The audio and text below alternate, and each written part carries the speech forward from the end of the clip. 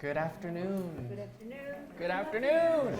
Thank you so much for being here on this beautiful, beautiful Sunday and on this long weekend.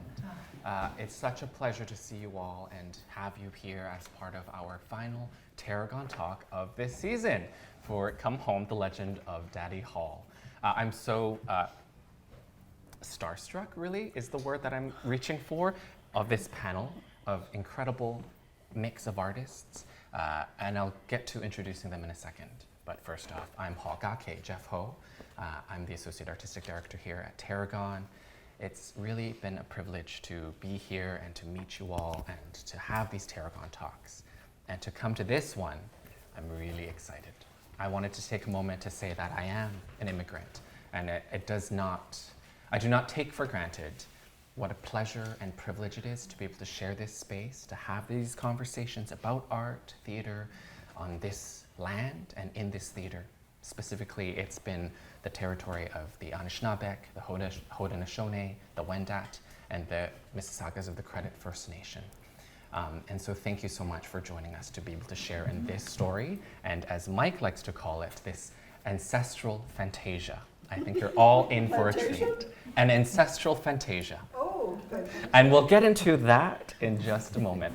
But I also wanted to take a moment, and I printed their programs just to be really, really specific, because all three of these artists are powerhouses. They do everything. They're performers, they're directors, they're creators, they're artistic leaders. And so I just wanted to take a moment because the way that folks have been in service to the theater to reclaim or to create stories and make space in all the different roles of theater is so important to acknowledge.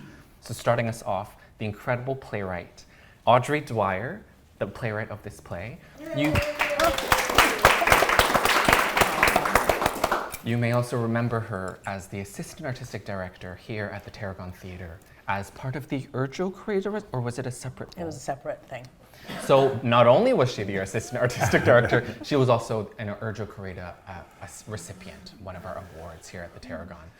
But Audrey comes from many practices and many hats. In this one, you'll get to see her gifts as a playwright, but she studied at the University of Manitoba, then the National Theatre School for Acting. She's been on a wide range of plays around the country and also on TV and screens. You may have seen her from the Baroness von Sketch show.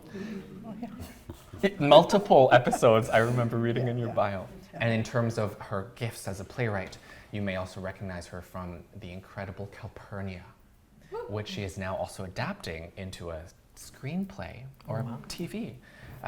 She's also commissioned by Night Swimming for this incredible, I can't wait for when it's realized, this powerful piece with over 100 characters talking about ambition and spans 100 years of history or Did you say more. Nightwood? Calpurnia was Nightwood, yes, and Buddies. Yeah. Yes. And it's toured around the country since. And yes. Sorry, your voice is just on the edge of not being audible, and I'm sitting Great. in the front row. Thank So you. just I a will little bit Project. more I will vibe. project, absolutely. Pretend Thank I'm you. in the back row. Will Oh, do. no.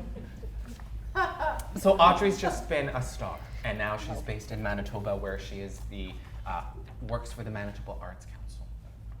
Monique Mojica. When I talk about starstruck, I mean everybody, but Monique for me is somebody that's been a leader and a force in this industry. And Monique also equally, we've had a chat recently about dawning on and off performance. And in this, she is working as the production dramaturge, but also the dramaturge throughout the play, throughout the last year on this piece. But Monique has been most recently, you may recognize her from My Sister's Rage, just last season, Yolanda Bonnell's play. Yes, applause. And she's also just publishing a few volumes of books, of staging a few. She's working on the third one now. Did I get that correct? No, it's two.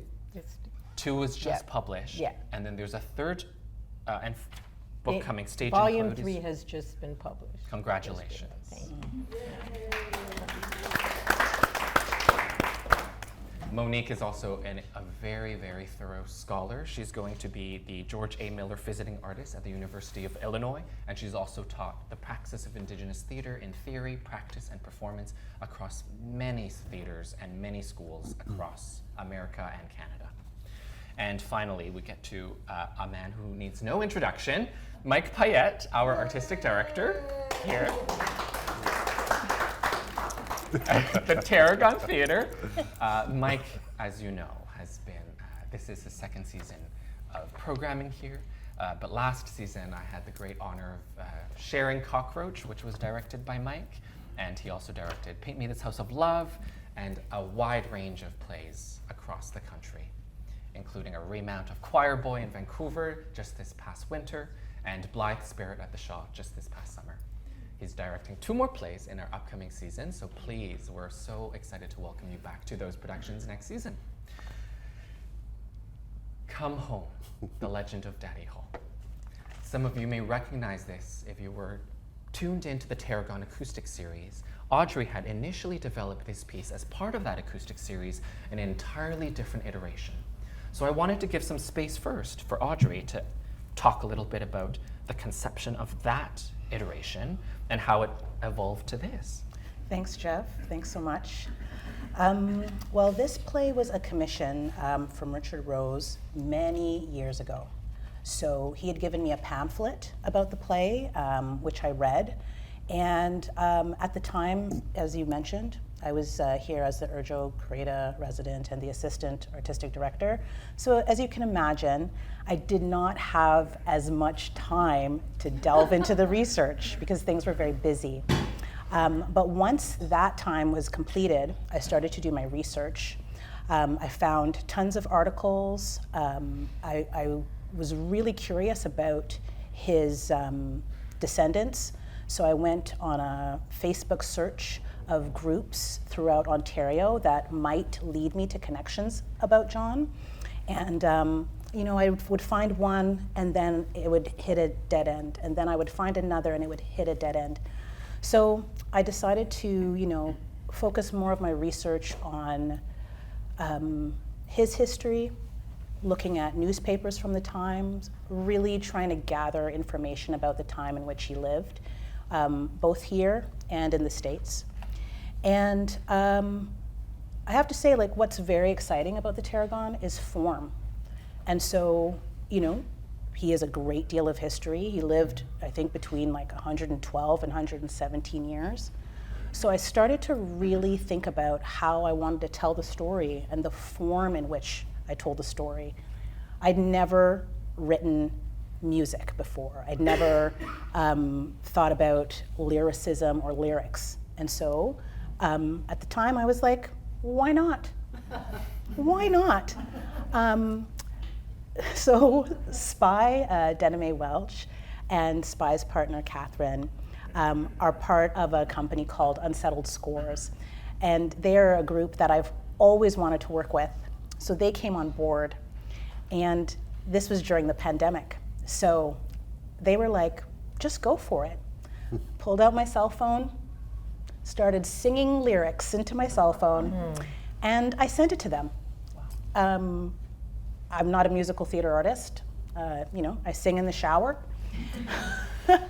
And they were so receptive. They were like, yeah, awesome, let's go. And from that point, I was writing scenes and music and scenes and music until, what came together was a bit of a historical piece with, going into the past and the present. We recorded it, and it was absolutely fruitful and beautiful, that acoustic version. I loved it. It was a good experience. Yeah. Mm-hmm.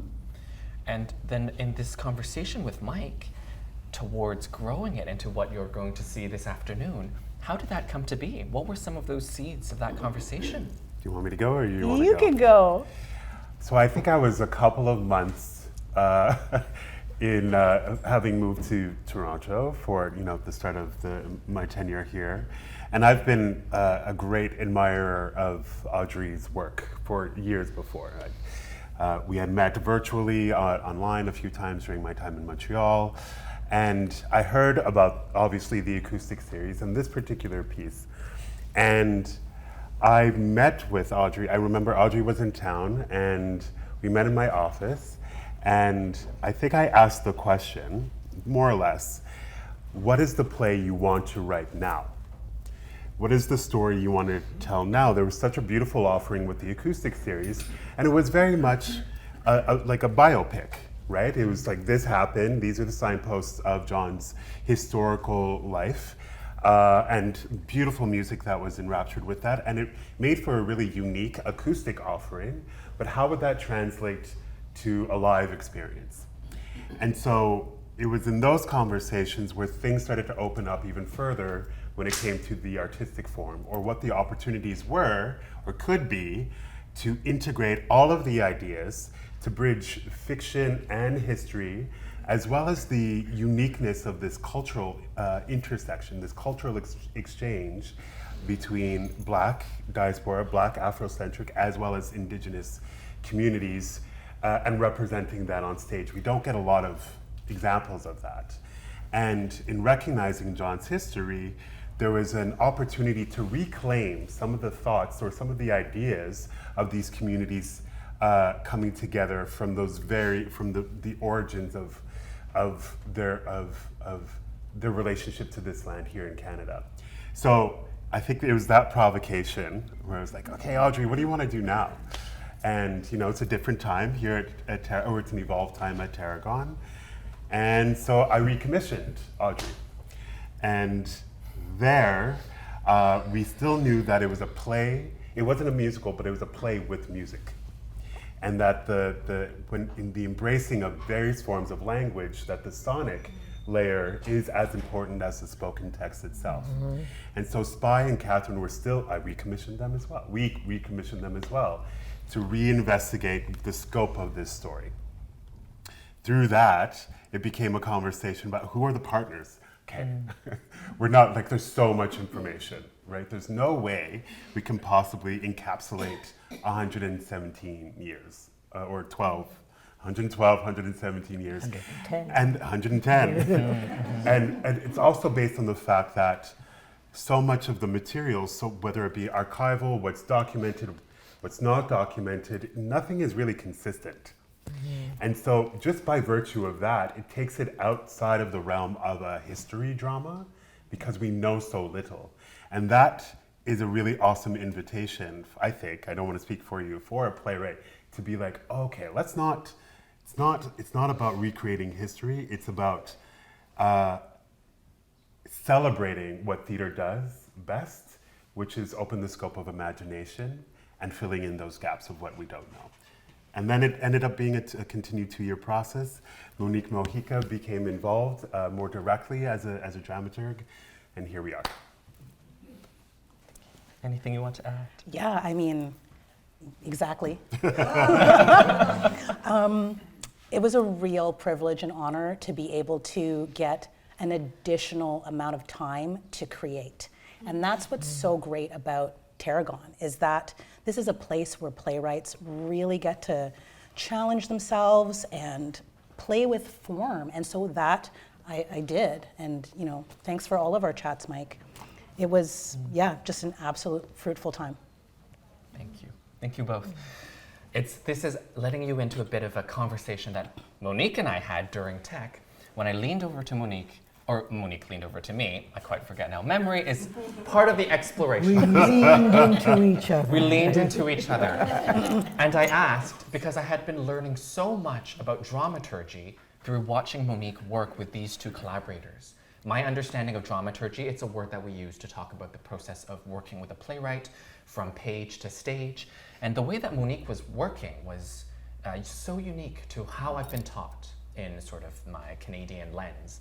And part of my job here in my first season working in this job was to compile the work that my predecessor, the incredible Mojica had been doing with these artists on gathering dramaturgical resources, such as what is the cartography or the geography of these places that John Hall might have gone.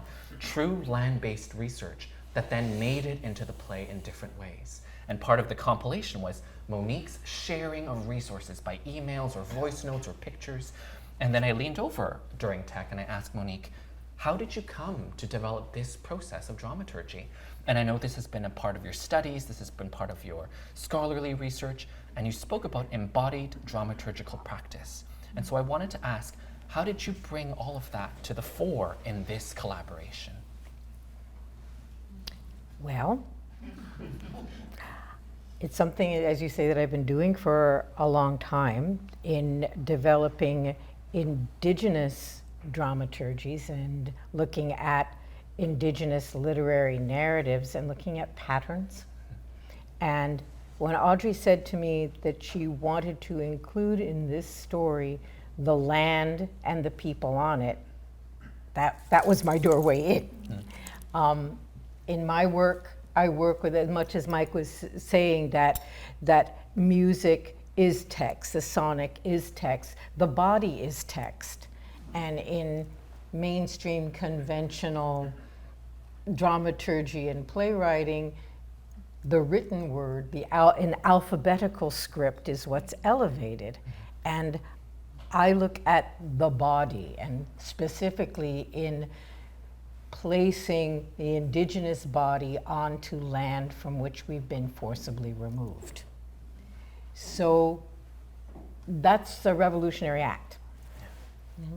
And in talking about the land that John Hall traversed, where he started as someone with a Mohawk father, where he was ripped away, forcibly removed, enslaved. The land he was taken to in Virginia was just a little bit north up the coastline from the Tidewater region that my great-grandmother was from.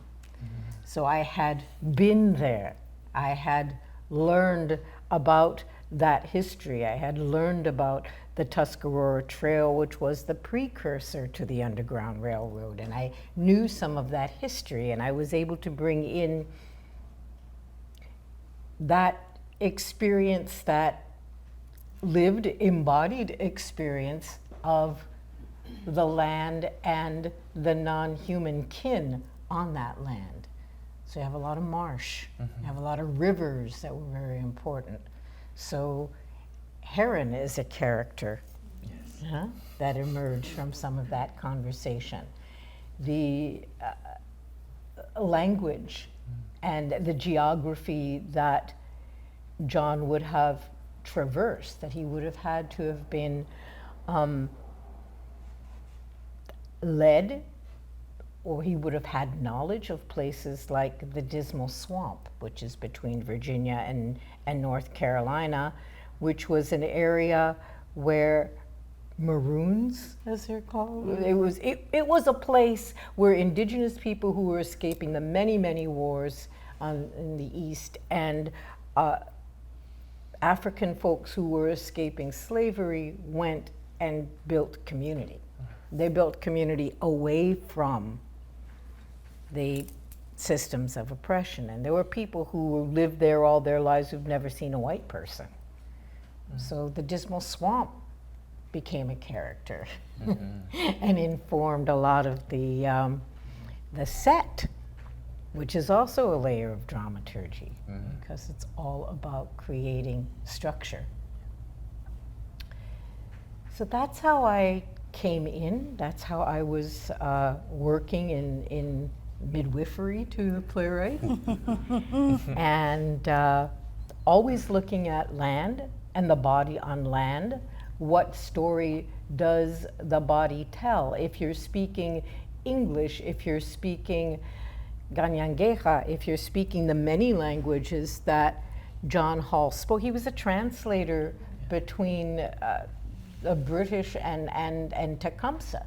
And Tecumseh was Shawnee or Sawana, and he would have spoken so many of the languages in this area, and the frequency of vibration of being a translator and going back and forth. Also, the languages come from the land. So those are the kinds of things that I brought in the ways that where you are on land impacts the body, impacts the story, and the stories are still in the land. And that's why it was so important. Our very first day of rehearsal, we took a walk over to Davenport Road and Bathurst, where the toll keeper's cottage, toll keeper's cabin is. Well, what used to be there was an inn. I don't remember the name of the inn, do you? Cottagers Inn. Cottagers, it was still Cottagers, Yeah, okay. yeah, yeah. And that was the place where John Hall was arrested when he was part of the rebellion against, which Mackenzie? Mackenzie King? Mackenzie? It was no. The one Yeah, before the that. one before that. William Lyon. William Lyon Mackenzie. So he was part of the Mayor, rebellion. And yes, he was the mayor. And John was part of the rebellion against him. He was arrested there, and subsequently that was right before his second enslavement, yes? That's when he was sent back to the States and enslaved again in Kentucky. So it was just around the corner.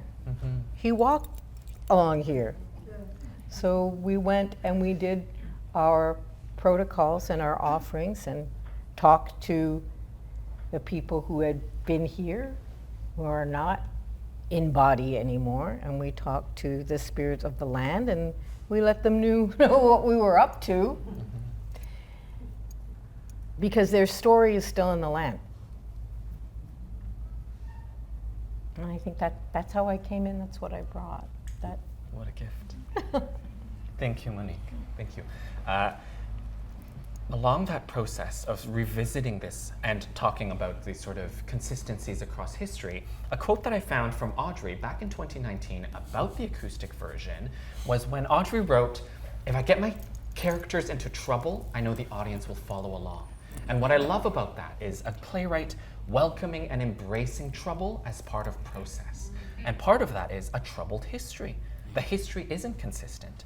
And so I'm curious with the conversations of land and the following the footprints of John Hall, how did you invite trouble back into this recreation, the reimagining? Thank you for asking. Wow. First, I have to acknowledge that the stories and articles that I found about John were not the same. Contradictory. They contradicted each other. Yeah. And so I really had to sit with that, and go, all right, well, what's true? What's not true? How do I know? Furthermore, I also had to do my due diligence to this real life person and go, well, I can't do a recreation of your life, actually. There's so much that I don't know about the day to day. And so I just thought, what I can do is bring my imagination, I can bring the power of theater, and just have those characters get into trouble, and then we all get to watch how they try to get out of it, as life, right? I think that's what's very exciting about life, you make a choice and then you're like, well, what am I gonna do now? And in terms of the land process, we spent hours and hours of conversation, just really just chatting. And I would take notes and then go back and think and then take some more notes and do some more research. And it was just an absolutely fruitful time of taking that and also kind of stirring it in the mix as well, I was not aware of, I was not taught that Indigenous folk actually helped the displaced, enslaved Black folk throughout their escape. That was a brilliant piece of knowledge. I think that's a deliberate omission in history, that Indigenous peoples were conductors on the Underground Railroad. Yeah. So even that in and of itself was, me going, no, that has to be in this piece. And that is a little bit of troublemaking because it's so different than what we've been taught. And I will say sometimes as a playwright, when you challenge yourself to tell a different history, sometimes, folks are like, well, I've never heard that before. Is it true? So I'm really, really thankful that, that information came through. And, I did more research and found out more information about that. So yeah, it's just been really brilliant. One of the things that is in the text, the character Ma makes a distinction from being in trouble and being inside the trouble, or inside. And I think that that's really eloquent. You know? What's the distinction? From being in trouble and being inside the trouble. And what does that look like? Oh, you have to see the play. Spoilers. You'll soon find out. Thank you both for that. It was part of these Tarragon talks is a joy of sort of getting to know our panelists and artists in different ways across history and time. And part of the joy of this play is that it takes all of this history as well, but it also introduces a form that for a lot of us in conventional theater is quite different. There's language that can be used to try to describe it, but it's not quite accurate. Non-linear is a word that's been sort of shared in the space, but it's also not quite accurate. A quote that I found from Monique during one of her panels from Reclaiming Indigenous History and Culture Through Theater, an interview with Amy Gottlieb. Oh yeah, Amy. The wise Monique Mojica shared, the story needs to be told and is informed. The story that needs to be told is what informs the structure that reveals itself afterwards. And so that's something that I really take to heart, being someone that read drafts throughout, seeing how the structure and form of the story evolved to match the thing that you're exploring. So I wanted to ask, how did you come to the structure and form of this piece? You really encouraged me to, excuse me, you really encouraged me to let the characters tell the story through their experience on the land. You were like, let's move away from this typical like 3-act structure and just go for it. And let me tell you, there'd be times where I'd be like, 3-act structure, okay, let's just take a pause and bring it right back. And let yourself be informed by just other things. What do the characters want to say? What do I want to say through the characters? And then even going further and going, no, let the characters tell you where they want to go. It was really, really fantastic. One of the things I remember us saying in the rehearsal hall a lot, was let the land lead. And even in the rehearsal hall, at that point, we had to pull out maps. And remember all the actors being around, where did he go? Where did he start? What was this? How did he get, which direction did he go? That we had to go back to, where was he? Where were they? Where did they meet?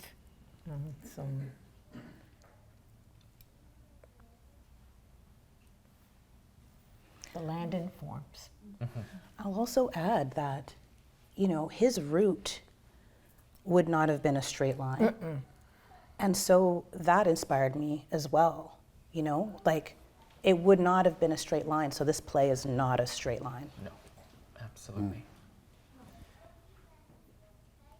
Following exactly both of what you just said, from the same interview from Monique, finding the footsteps, finding a trail. How do you follow the footprint of John Hall? Are we looking at flat cartography? Are we looking at veins and arteries of rivers and landmarks or trees and migrations of people and old stories? A quote from Monique that I feel is applicable exactly to this moment and this play as well.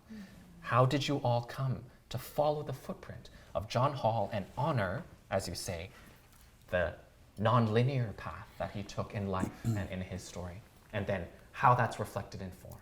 I'm excited to talk to each of you after the play to see how does that land for you? Because not only does this playwright trouble history and invite trouble into her characters, there's also a troubling of form, a troubling of what we come to expect of theater. And so that I'm excited and invite you to keep an open heart and kind eyes and ears and listen for that. How does it trouble it for you? And how does it reflect that?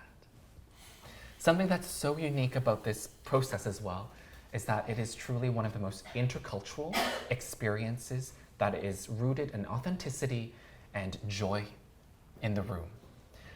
In theater, in the theater industry, there's a lot of conversation about an outdated term now, colorblind casting or color conscious casting. This process for me felt like it was even beyond that. It was just culturally authentic and rooted and grounded. The casting was done with deliberate care. The assembling of team was intercultural in the designers. So I wanted to float it to Mike as the director of the room. How did you come to assemble that and place intentionality in the intercultural process of this? Mm-hmm. I think very early on, early conversations with Audrey, and we had multiple workshops, right? And some were over Zoom, and some of the folks that are part of the live production happened to be a part of workshops of the acoustic version as well. So some people have a long history with the piece, some have a shorter history with the piece. But in order to, and in order to embrace the cyclical nature of this play and the acceptance that we as artists, it's a different way of working, and it's been really, really inspiring, really intense as well, really oddly cerebral and spiritual at the same time, is that you need to have buy-in. Like it really, really, in short, the artists need to have buy-in for this level of work or this way of engaging with a play that is still a living document. So it's a breathing entity in the rehearsal process. So, in many scenarios, I'm sure you're aware of this, whether it be new work or published work, you start rehearsal with the script and the script is the script, Doesn't often change. In this case, it changed every single day, or it evolved because of what was being discovered by virtue of the voices in the space itself, and in constant communication with Monique and Audrey. I'm not even joking. Every single day, we had a framework. We had a beautiful framework, a really great foundation to work from and to work with. But with designers, with the actors, with myself, for all of even stage management as well, Monique in the room, I was saying this in French, tricoter. It's like it's like knitting a quilt. Because yes, it's history. Yes, it's present as well. It's not keep saying this, it's not a history lesson play. It's not that. Because we have to look at it through today's lens. We have to look at everything through today's lens. So assembling the right group of artists who aren't necessarily going to go, okay, yeah, but why? So it's a really great question. Yeah, but why am I doing that? Those are natural questions an artist is meant to ask, and they should. But you need to lead a little bit differently. This is why we spent the first day going to the tollkeeper's cottage as opposed to a table read. Mm-hmm. That wasn't the first thing that we did. So it's shifting the perspective of how we can all work, and that's what was really grounding the casting process, were the choices in the designers. Mm-hmm. There are fantastic artists across the board, that may or may not be suited for this kind of work, and I include myself in that, because there was an immense amount of learning and relearning how to enjoy the scope of artistic form with these lenses in mind.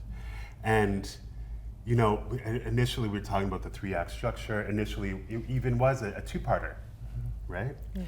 And we were building it and creating, staging. It's great, getting lots of input. And then there was a aha moment where it's like, why are we separating this? There's a little bit of a momentum. Why is there this break here? And so we took out the what would have been the intermission. It was like, maybe it was a 2.5-hour play, it's an hour and a half. It's because this is what the story was, the intensity of the story was indicating the direction and the pathway for the offering to you folks as an audience. Does that give you like a little bit of a sense? Thank you so much. There's so much that I want to say. Please, yes, But please. go with your next question. I was so captured by what you were saying that I'm like, what's the question? I think it would be actually really interesting for you as well. The Yeah. question around sort of this team, the overall, the designers, the whole team, in terms of a next step of intercultural practice, or investigating intercultural practice as we've come to understand it in the theater industry. How this Okay. evolves that. Wow. Well, Surpasses. do you go? You No, want to no, go? go No? Okay. Okay. I have to say that this particular group of artists, as you say, absolute buy-in, and also I think a wealth of knowledge and experience when it comes to new play development. So they're offering their perspective, they're choosing to sit with material for a while before they offer their perspective. So like, you try on a jacket, maybe for a couple days, and then you're like, actually, I have nothing at all to wear with this. I'm gonna return it. Yep. A little insight into my world. These actors are able to go, oh yeah, I won't say that section. Okay, let's bring it back. Oh, okay, we're gonna let go of that section, but in maybe 3 days, we'll bring it back and it'll come near the end of the play. Oh, we're gonna have the ending look like this. Nope, it's gonna look like this. Nope, it's gonna go back to this. And like a real patience and willing to try things and try them again. And I would get emails, we would have our phone chats, and I'd be like, yeah, scrap it. Oh, okay, you're putting it on page 12? Okay, cool. How'd that go? Oh, okay, it's gone. Maybe we're gonna bring it back? That kind of work from this group was just phenomenal. And so, I saw the show yesterday, and I was like, wowed, because it's gone through so many different changes, as you say, like every day. So I would say the process was rich and dense and focused. Thank you. No pressure. Well, I guess what your question made, when you repeated it, made me think of is that often when you're doing these sort of intercultural, cross-cultural, multiracial kinds of projects, because we are pitted against each other and there's in fighting over the scraps or whatever pot is left, there's often a competition of whose story is being told. That was entirely absent in this process. And that was so strengthening, empowering in the room, and allowed the ideas to just keep coming, because there wasn't a, oh no, that's our story, you can't tell it. And I think part of that was led by John Hall, because John Hall was Black and Indigenous. We don't really know whether he was, some counts say he was Wendat, some counts say he was Mohawk. There's even some accounts that say he was Ojibwe. We know that he was born near Amherstburg, which is on the Detroit River, and there was a big Wendat community there, a big Wendat village. But people moved around. There were migrations. There were migrations from the very beginning, and a lot more interaction than I think we're aware of now, because we've been, well, Indigenous people have been put on these little postage stamp size bits of land that we've come to identify with, and we're also kind of taught to, well, stay in your own lane.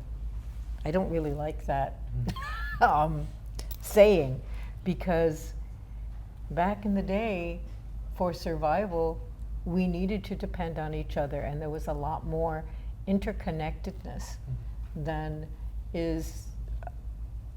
we've kind of been hammered into now. Yeah. And along with the, I'm thinking of certain governmental words that just kind of turn my stomach. But that's how, but that's how it's doled out, whether you're talking about funding, whether you're talking about frameworks that help my good friend is sitting in the front row here who coined the term many years ago of people of pallor. Right? So if people of pallor can digest it, if we're all in our little boxes. But the truth is that we're interrelated. Yes. Distinct but interrelated, and that was very present in the creation of this piece and in the room. Mm-hmm. Thank you, Monique. And Darren's speaking Mohawk. So it's like, I'm going to ask one more question, and then I'm going to open up a space for folks here to ask their own questions. But so much of this play, for me, explores our relationship to time, going back to the ancestral fantasia. Something that struck me in my watching it and reading it has been a calling to how do we all become better ancestors for future generations. And that, for me, calls into time. The time is now, and we draw from the past. And how do we move to the future? But with that, I just wanted to offer one simple question of, how is your relationship to time today? And all three of you. today? That's a tardy question. Just as parting, sharing words for our audience. What is our relation? Yeah, go. What is our relation? What is my relationship to time? Today. You know what? It's Sunday. And I just feel so celebratory of this play that my morning has been very slow and relaxing, and I'm just feeling like so, I was just so happy.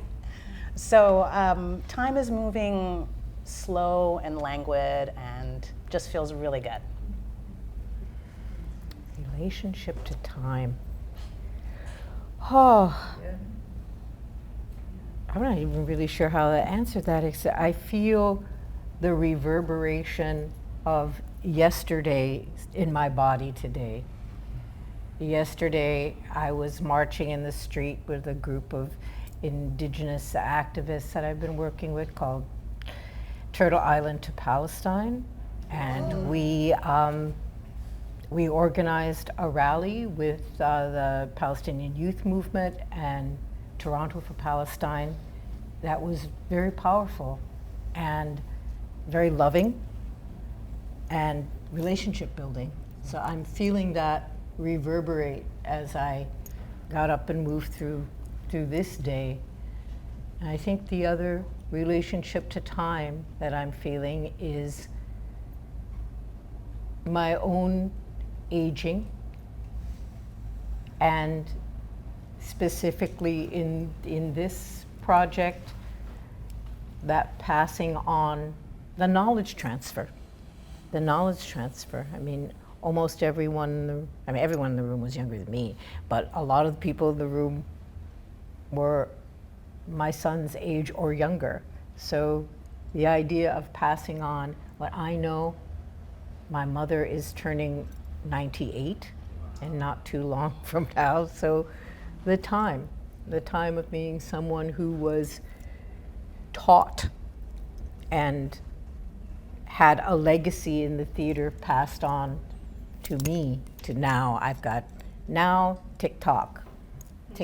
I've got to pass those ideas on. One of the additional layers to this ancestral fantasia, to this is that, again, out of the exactly, I am Mickey Mouse.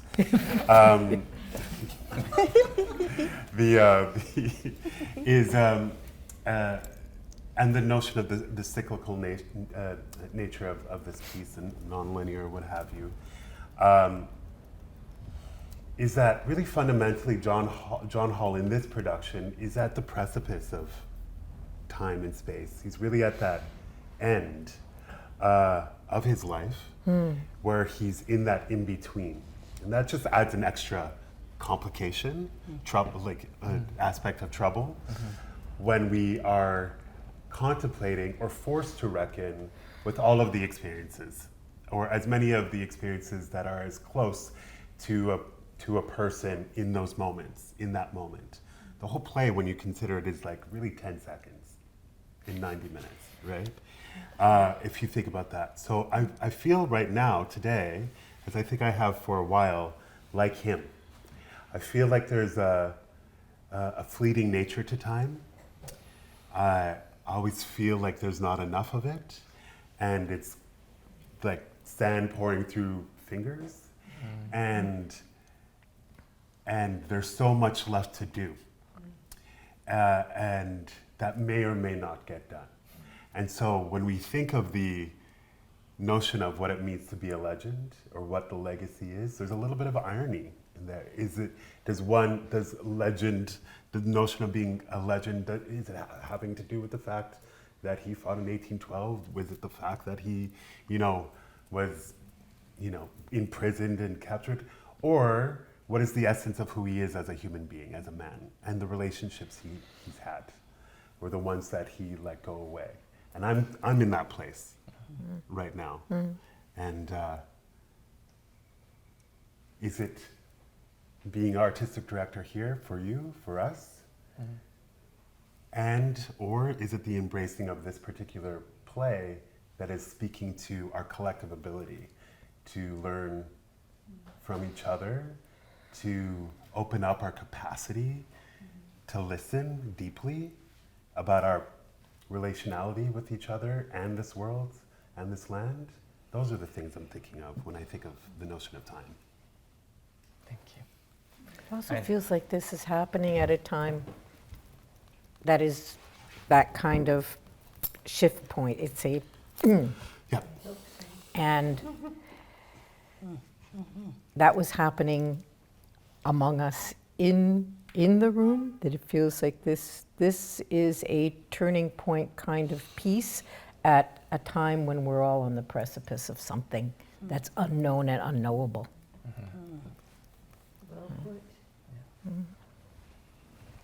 I extend that invitation to you all as you both watch the play, but also go about your day to place some gentle attention to your relationship to time.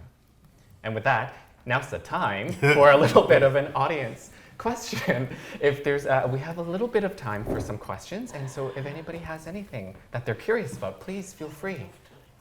Huh? Not enough time. There you go. Yeah. I just have a comment. I was telling Mike I was in India for 2 months. Okay. I'm almost crying at the sophistication of this conversation, the depth, the richness, and that we're able to house and support this art in Canada for Canadians. It's just, it blows me away. Thank you, Thank you. all of you. There's no pressure, but any questions at all are welcome. I just wanted to comment, I so appreciate a term of reference you made to our non-human kin. Thank you for that. That explains a lot. Absolutely. Are you excited to see the show? Yeah. Has your interest peaked? Okay, very good. Very, very good. Very, very good. Great. And the energy, the spirit. Mm-hmm. Is that a question? Yes, please. Thank you for your comments, and the topic of time is a big one and a very interesting one, certainly, and a reference to age, and as I age, I think, what time do I have and what am I going to do with it? Right. And I actually learned a lot from your comments today about how John Hall used his time and what the many, many possibilities there are for that. So also not really being ready to see the play before. I feel ready now to see it, and that's great. I'm very interested in the War of 1812 and Brock and Tecumseh and these people all working together and trying to make it work, and the sadness that the indigenous people were left after they were promised land and didn't get it. That hurts to think about that. So everything this presentation was wonderful to have, for many reasons. I attended a play a long time ago, maybe 20 years ago. I think it was at Berkeley, and it was a new play, and it was about the Underground Railroad, the name of which I don't recall, but it was also a musical.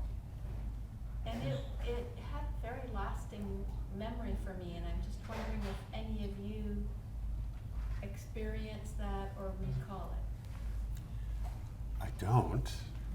There are a few. There are a few out there. There's actually a couple musicals that I can think of.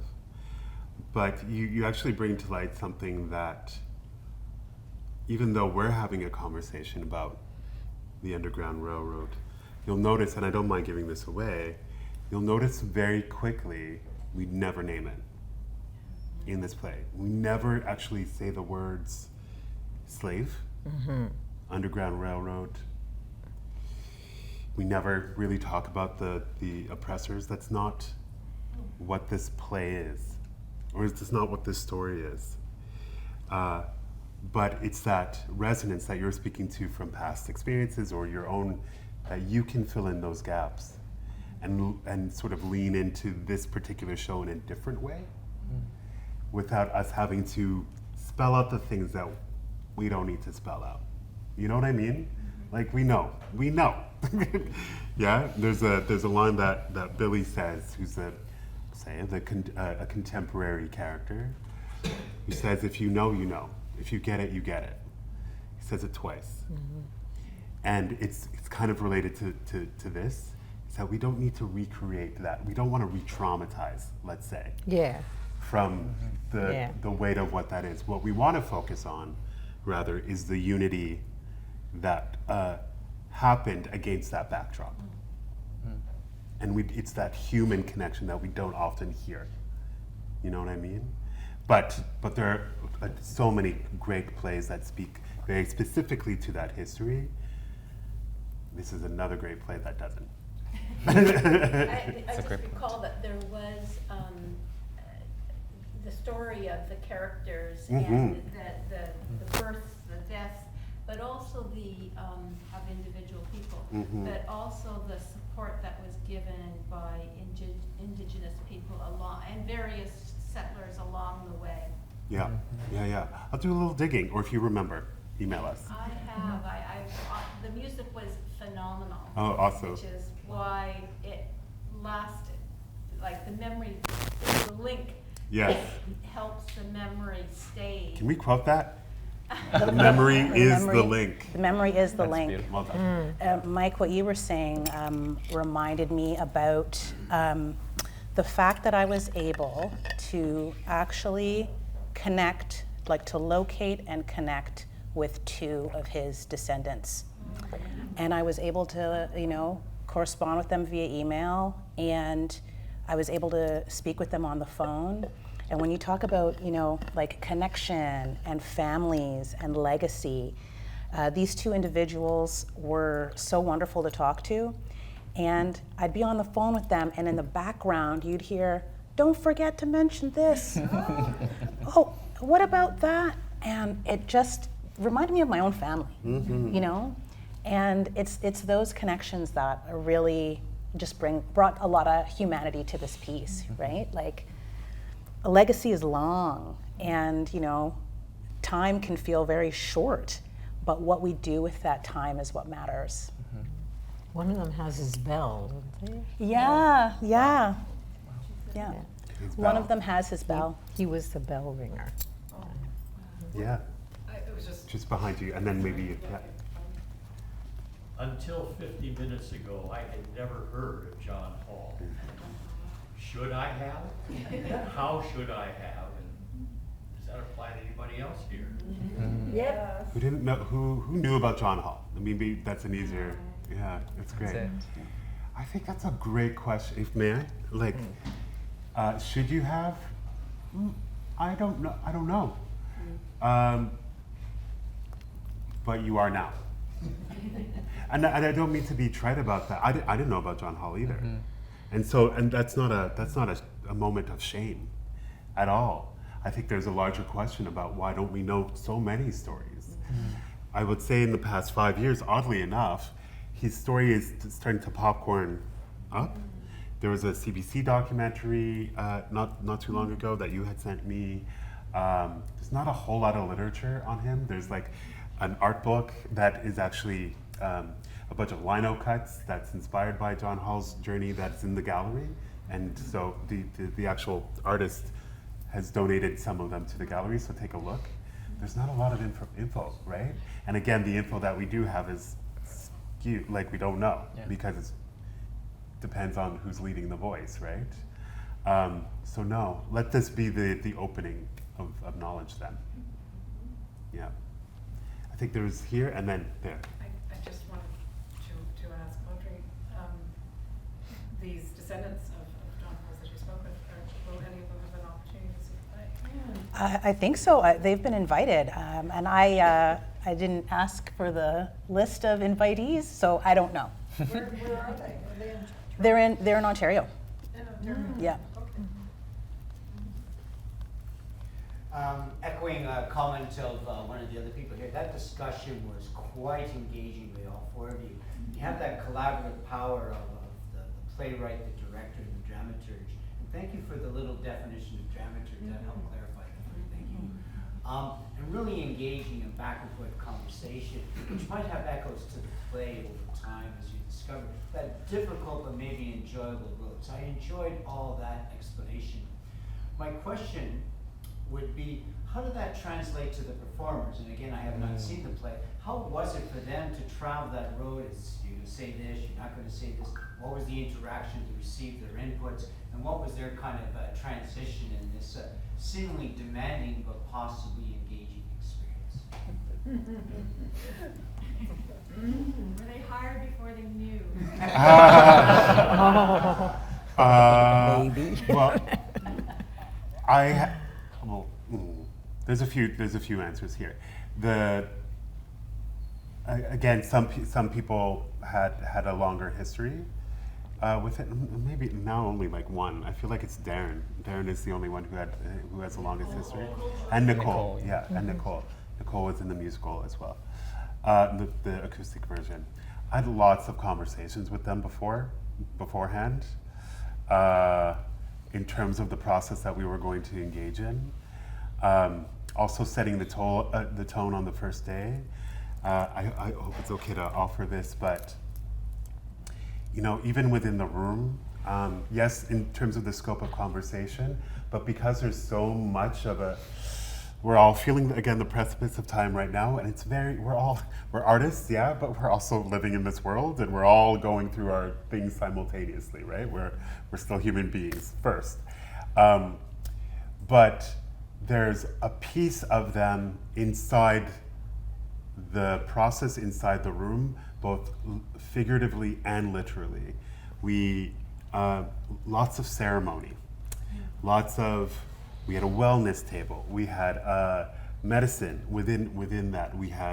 We built an altar that offered artifacts that each of the artists brought, including the designers and the stage management. That was something connected to them, but also allowed the room to have an anchor in those moments where it became, okay, because we're talking, there is history and triggered elements, that can happen. So that invitation, that altar is actually in the space. I'm not going to tell you where, but it's in the theater itself. So that it means that their humanity is also part of it. It's that recognition. I would say it really doesn't happen often. I'll be live with you, where there's not a single collision in this space. There really, really wasn't. There was no ego at all. I'm not playing at all. Like, there's none of that, because we all recognize the urgency of this moment and the urgency of what Audrey was bringing forward as our foundation. So I wish I could give you something more beyond everybody was just really in. And you'll see it. You see their hearts and their talents equally on the stage. Yeah? Thank you so much, everyone.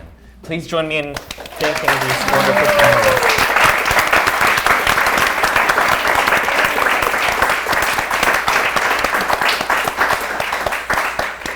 Thank you again. Enjoy the show. It's at 2 p.m. Have a wonderful Sunday and a wonderful long weekend. Thank you all. Thank you, Judge. That was honestly like the best Q&A talk back, whatever it's called. It's 2:30. In my